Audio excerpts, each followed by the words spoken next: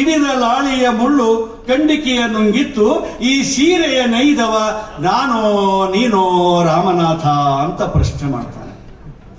ಪ್ರಸ್ತುತ ದಿನಮಾನದ ಬಾಳಿನಲ್ಲಿಯೂ ಕೂಡ ಪಾರಮಾರ್ಥಿಕ ಶಕ್ತಿಯನ್ನು ಬಿತ್ತುತ್ತದೆ, ವೈಚಾರಿಕ ನಿಲುವನ್ನ ಈ ವಚನ ಸದೃಢಗೊಳಿಸುತ್ತದೆ.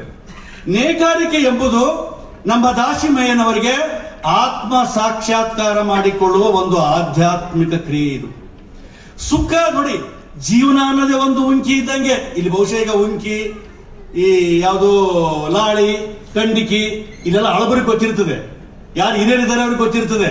ಈಗಿನ ಮಕ್ಕಳಿಗೆ ಗೊತ್ತೇ ಇಲ್ಲ ಅಂತ ಅನ್ಕೊಂಡಿದ್ದೀನಿ. ನೋಡಿ, ಜೀವನ ಅನ್ನೋದು ಒಂದು ಉಂಕಿ ಇದ್ದಂಗೆ, ಅದನ್ನು ವಿಶಾಲಗೊಳಿಸಬೇಕು ಅಂತಾನೆ ದಾಸಿಮಯ್ಯ, ಅದನ್ನು ವಿಸ್ತಾರಗೊಳಿಸ್ಬೇಕಂತಾನೆ. ವಿಸ್ತಾರಗೊಳಿಸಬೇಕಾದ್ರೆ ಅಲ್ಲಿ ಸುಖ ಇರ್ತದೆ, ದುಃಖ ಇರ್ತದೆ, ನೋವಿರ್ತದೆ, ನಲಿವಿರ್ತದೆ.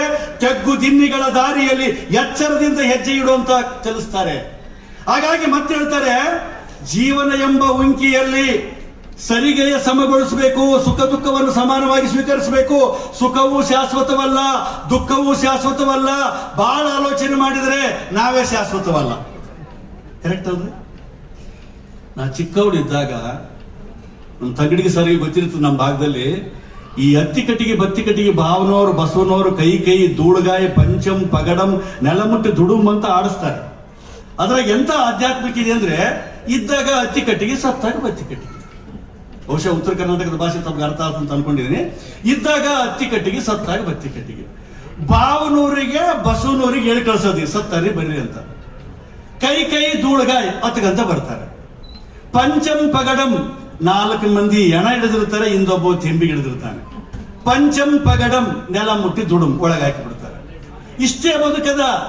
ಗಾಳಿ ಬಿಟ್ಟಲ್ಲಿ ತೋರಿಕೊಳ್ಳೆರಯ್ಯ, ಗಾಳಿ ನಿಮ್ಮ ಅಧೀನವಲ್ಲವಯ್ಯ, ನಾಳೆ ತೂರಿ ಏನೆಂದರೆ ಬೀಸುವುದಿಲ್ಲ ಗಾಳಿ, ಶಿವಶರಣ ಎಂಬ ಗಾಳಿ ಬಿಟ್ಟಲ್ಲಿ ಬೇಗ ತೂರಿಕೊಳ್ಳಿರಂದ ಅಂಬಿಗರ ಚೌಡಯ್ಯ.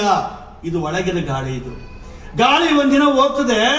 ಈ ಗಾಳಿ ಹೋಗೊಟ್ಟಿಗೆ ನಾವು ಏನಾದರೂ ಈ ಸಮಾಜಕ್ಕೆ ಏನಾದರೂ ಕೊಡ್ಬೇಕಲ್ಲ. ಏನಾದರೂ ಮಾಡುತ್ತಿರು ತಮ್ಮ, ಏನಾದರೂ ಮಾಡುತ್ತಿರು, ಈ ಮಣ್ಣಿನ ಋಣವನ್ನು ಕಳೆಯಲು ಏನಾದರೂ ಮಾಡುತ್ತಿರು, ಸುಮ್ಮನೆ ಮಣ್ಣಿಗೆ ಭಾರವಾಗಿ ಯಾಕೆ ಸಾಹಿತ್ಯ ಅಂತಾನೆ ಗೋಪಾಲಕೃಷ್ಣ ಅಡಿಗ. ಏನಾದರೂ ಮಾಡಬೇಕಾಗಿದೆ. ದಾಸಿಮಯ್ಯನ ಇವತ್ತು ಯಾಕೆ ನೆನೆಸ್ತೀವಿ ನಾವು? ಈಗ ವಿಚಾರ ಮಾಡ್ರಿ, ನಮ್ಮಪ್ಪನ ಪುಣ್ಯತಿಥಿಯನ್ನ, ನಮ್ಮಪ್ಪನ ಜಯಂತಿಯನ್ನ, ನಮ್ಮಪ್ಪನ ಹುಟ್ಟಿದ ಹಬ್ಬವನ್ನು ನಮ್ಮ ಮನೆಗೆ ಮಾಡ್ತೀನಿ. ದಾಸಿಮಯ್ಯನ ಜಯಂತಿಯನ್ನ ಸಾರ್ವಜನಿಕವಾಗಿ ಯಾಕೆ ಮಾಡ್ತಾರೆ ಅಂದ್ರೆ, ಸಮಾಜಕ್ಕಾಗಿ ಯಾರು ದುಡಿತಾರೆ ಅವರಿಗೆ ಸಾವಿಲ್ಲ, ಸಾಧಕರಿಗೆ ಸಾವಿಲ್ಲ. ಆ ನಿಟ್ಟಿನಲ್ಲಿ ನಾವೊಂದಿಷ್ಟು ಜೀವನ ಅಂದ್ರ ಹುಡುಗಾಟ ಅಲ್ಲ. ನೋಡಿ, ಉಂಕಿಯ ನೆಪದಲ್ಲಿ ನಾನು ಮಾತಾಡಕತ್ತೀನಿ. ಜೀವನ ಅಂದ್ರೆ ಹುಡುಗಾಟವಲ್ಲ. Life is a ice cream, ಕಡ್ಡಿ ಐಸ್ ಕ್ರೀಮ್. ಟೇಸ್ಟ್ ನೋಡಿದ್ರು ಕರಗ್ತದ, ವೇಸ್ಟ್ ಮಾಡಿದ್ರು